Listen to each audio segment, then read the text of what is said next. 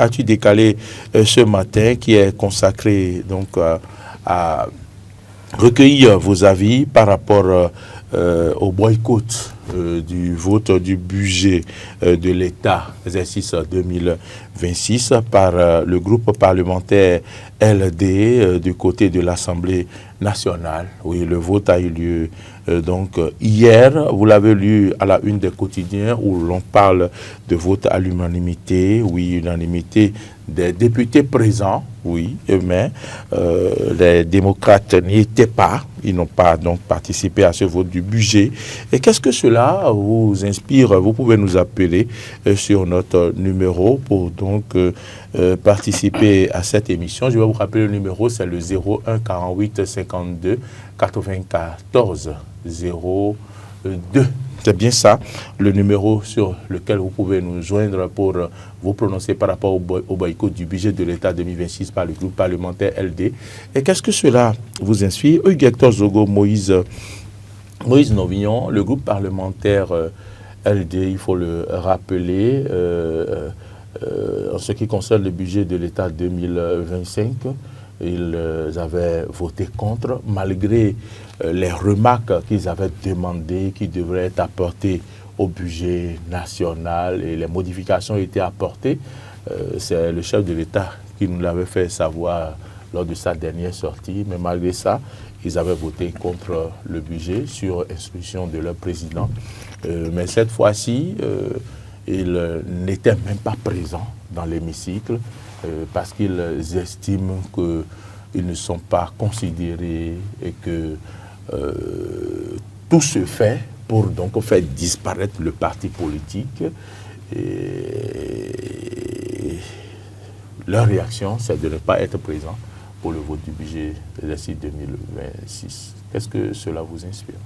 Non, je pense qu'il faut quand même qu'on puisse être réaliste. Et parce que nos interventions, c'est surtout pour, non seulement pour apporter l'information aux compatriotes et aux téléspectateurs et aux auditeurs, mais c'est également pour les édifier. Le vote d'un budget, c'est un acte éminemment politique. C'est fortement politique. Au moment du vote, en 2025, on a entendu le chef de l'État a fini effectivement par en parler également en public récemment lors d'une interview. Et le travail en commission, le travail technique en commission, c'est différent du vote en plénière. Le travail technique en commission, c'est-à-dire, c'est à ce niveau que les députés ont participé, ils ont fait les amendements, ils ont fait les observations. On peut dire qu'ils ont accepté le travail technique. Merci Rebecca et Emmanuel ou Alain. Il y a quelqu'un en ligne. Bonjour, excusez-nous, Moïse. Bonjour, auditeurs ou téléspectateurs en ligne. Bonjour, à qui avons l'honneur? Monsieur Ayon Lucien, comment allez-vous ce matin? Et je vais très bien. Merci pour l'intérêt que vous portez toujours à notre émission. Aujourd'hui, nous parlons donc du boycott du budget de l'État, du vote du budget de l'État 2026 par le groupe parlementaire LD. Qu'est-ce que cela vous inspire?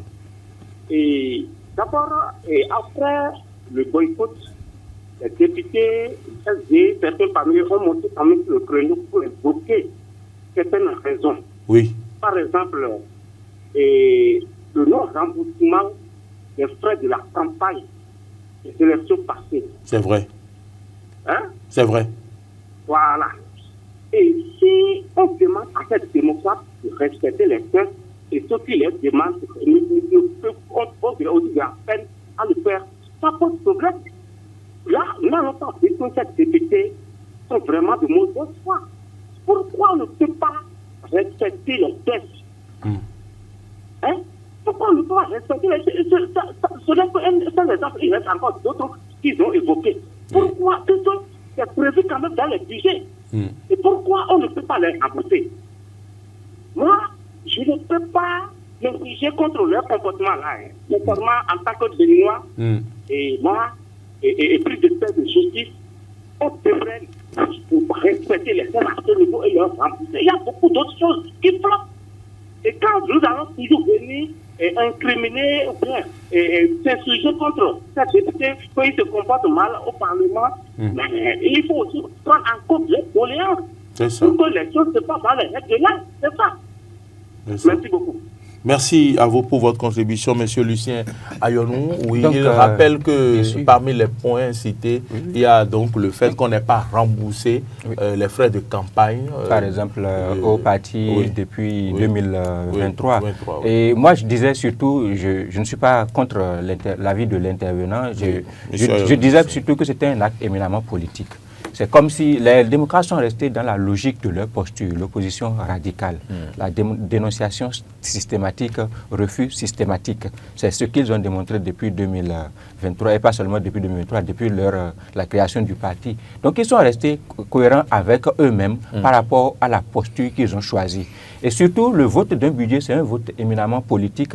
C'est comme si je ne suis pas d'accord avec les actions que tu mènes ou avec les actions que tu veux mener. Et je viens te donner les ressources pour que tu puisses aller les mener. Vous voyez que en fait, dans le discours, dans la manifestation, ça ne concorde pas. Donc le vote en plénière, c'est le travail en commission, le travail technique, c'est une chose à part, et le vote en plénière, c'est également un autre. Parce que le travail technique en commission, ça, ce n'est pas suffisamment public, ce n'est pas suffisamment médiatique. Et surtout, là, on a besoin des informations véritablement techniques. Ce sont ceux qui s'y connaissent surtout que les partis politiques affectent et envoient à ces endroits, à ce niveau-là, pour aller s'exprimer. Ici, pendant le vote, c'est éminemment public. Il faut pouvoir justifier auprès des militants et auprès de leurs électorats, de leurs sympathisants.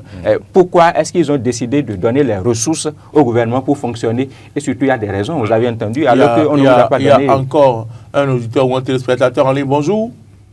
Oui, bonjour. Bonjour à vous, comment on vous appelle? Moi, c'est Attaque Taoufik. Monsieur Taoufik, vous nous appelez d'où? Je vous appelle de Boubet. Boubet. Monsieur Taoufik, bonjour et merci pour l'intérêt que vous portez à cette émission. Nous parlons donc du boycott du budget de l'État 2026 par le groupe parlementaire LD. Qu'est-ce que cela vous inspire, monsieur Taoufik? Vraiment, je suis vraiment déçu. Je suis déçu du comportement. Mais je leur trouve raison. Parce que vous êtes dans une famille et personne ne veut plus de vous. Ce n'est pas la peine d'assister. Vous les laissez faire. Merci. Mais nous donnera raison pour tout ce qui se passe dans ce pays.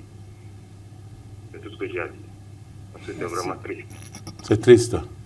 C'est triste. C'est ça. Bonne journée à vous. Merci infiniment. Monsieur Taoufik est venu ponctuellement dire que c'est triste et que voilà, qu'il n'apprécie pas, mais qu'il leur donne raison malgré tout. Et on peut comprendre. Ils sont dans la douleur, ils sont dans le dur, ils ne prennent pas part, par exemple, à l'élection présidentielle, ils ne sont pas dans la course pour les élections communales, ils sont dans le dur et on ne peut pas leur interdire d'exprimer leur frustration, d'exprimer leur colère. Bon, leur boycott n'a pas arrêté, n'a pas empêché, n'a pas eu beaucoup d'effets en dehors de ce que ça permet de parler, de faire le débat peut-être ce matin ici, par exemple, entre nous. Mais c'est passé haut les mains, c'est plus de 80 députés qui ont voté en faveur. Mais on peut comprendre que le parti a décidé d'être cohérent, d'être avec lui-même, avec sa posture, avec ses choix, et ce n'est pas la première fois, donc qu'on est en train de les voir dans ce comportement-là. Effectivement, sur le terrain politique, on peut également l'expliquer, c'est un vote, c'est un acte éminemment politique, et il faut être en phase avec ce que l'on est en train de soutenir, ce que l'on est en train de supporter sur la place publique, avec les actes et les comportements que l'on pose. Donc on peut peut-être l'analyser sous cet angle-là. Donc c'est possible d'analyser cette posture et cet acte posé par les députés, les démocrates, sous cet angle-là, sous l'angle de ce que c'est éminemment politique. Et également, ils ont des réclamations, ils ont des exigences qui n'ont pas été honorées. Donc ils sont frustrés, ils ne sont pas d'accord. Et même dans les familles, et même à l'intérieur de nos communautés, même dans les services, il arrive des moments où les collaborateurs peut-être ont des frustrations, ils ne sont pas d'accord, ils ont une autre façon de voir, ils auraient aimé et ils contestent, ils protestent. Donc on peut supposer que c'est toujours dans la dynamique de contestation, de protestation que les députés du groupe parlementaire, les démocrates, ont boycotté carrément le vote au Parlement. C'est regrettable, effectivement. On peut être un peu triste pour ça, comme certains téléspectateurs ou auditeurs l'ont déjà exprimé, mais ils sont également dans leur droit. Ils ont le droit de dire oui, ils ont le droit de dire non. Et donc, ils ont fait valoir le non. Et on constate, et avec regret, mais on constate quand même. Voilà. Très bien. Docteur Zogo, réaction. Il y a quelqu'un en ligne? Oui.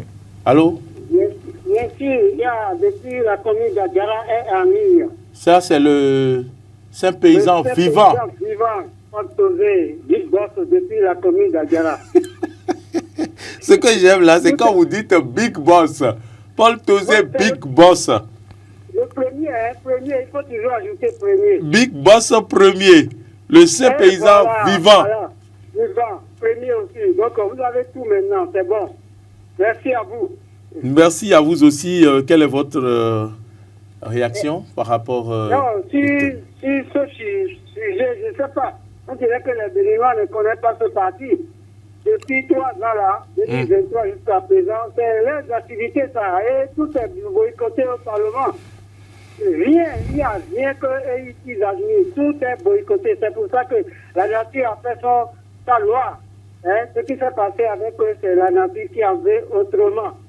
Moi, normalement, je ne voulais pas intervenir. D'abord, c'était pour ça. Bon, j'ai déjà passé, mais moi, je suis venu surtout pour saluer l'homme de droit qui est avec vous. Hein, comme un sommet bien aligné, qui ne balance pas à gauche ni à droite. C'est mon grand ami, Hugues Hector Zogo. Hugues Hector Zogo, vous êtes complémenté par le Saint-Paysan vivant, le Big Boss premier. Merci beaucoup. Voilà, c'est ça. Je le salue, je le salue très bien. C'est un homme de droit. Merci infiniment pour vos compléments. Merci. Monsieur Paul-Tosé? Oui. Comment vous vous apprêtez à aborder le week-end? Vous serez à Cotonou ou vous restez dans votre... Voilà, depuis semaine passée, je viens d'arriver hier seulement de côté septentrion. Donc, j'ai du repos pour cette journée et tout à l'heure, j'amène le véhicule pour une révision. Voilà ce que j'ai à faire aujourd'hui. Ah, d'accord. Ouais. Merci beaucoup à vous et merci pour l'intérêt que vous portez toujours à nos groupes de presse. Ouais. À notre groupe de presse, merci beaucoup. On revient sur ce plateau. Hugues Hector Zogo, je peux... Bien sûr. Oui, je vais peut-être partager la lecture politique de Moïse, mais je vais me dire, je vais partir du fait que quand vous êtes député à l'Assemblée nationale, vous l'êtes pour le peuple. Vous êtes là en réalité pour défendre les intérêts du peuple. Et ce dont on parle ici, le budget général de l'État, c'est quand même ce qui pourrait permettre au pouvoir en place, aux institutions en place, de travailler au mieux-être de vos compatriotes. C'est vrai que le vote du budget général de l'État, c'est un vote purement politique. Parce que le message que le Parti Les Démocrates vient d'envoyer au reste du monde entier, le message est déjà perçu par ceux-là qui le comprennent et qui pourront en apprécier les compétences en termes d'appréciation du mode de gouvernance du président de la République en exercice. Et ça, ils auraient eu le mérite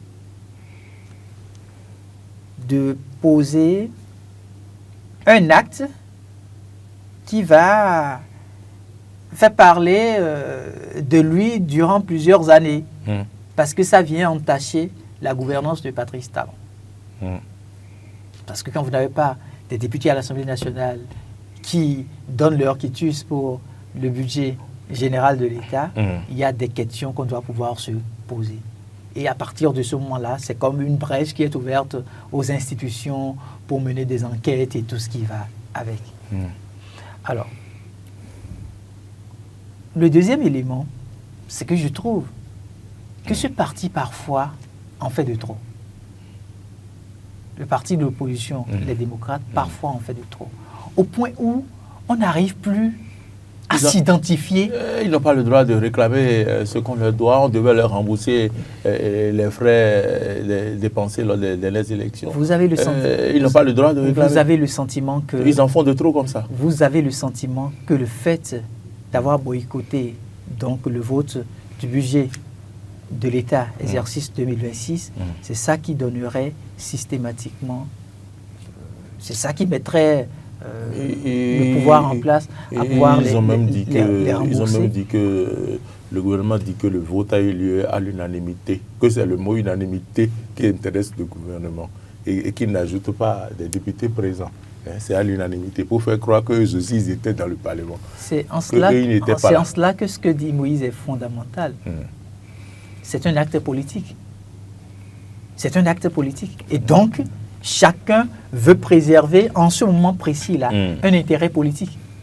Le gouvernement, c'est là où je vous rejoins quand vous dites que c'est un acte politique. Parce que eux, sinon, ils n'auraient pas remarqué la présence de l'unanimité. Exactement. Ils ne l'auraient pas remarqué. Mais au même moment où c'est un acte politique, au regard de leur posture, je me dis, ils peuvent s'en départir. C'est vrai, quand l'État, s'ils avaient voté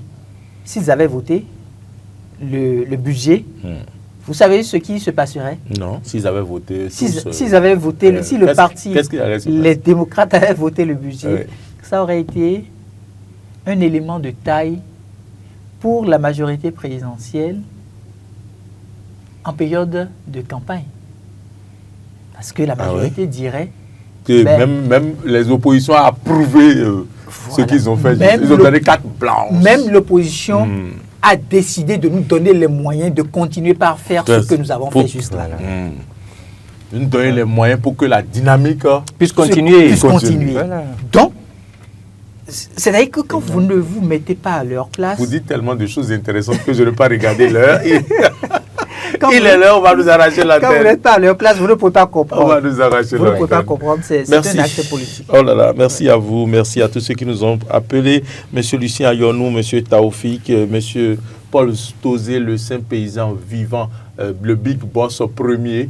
Merci à vous, merci Hugues Hector. Permettez-moi de dire merci à Moïse, parce que quand je partage le plateau avec lui, je suis très réconforté. Merci Moïse pour votre présence sur ce plateau. Je remercie également.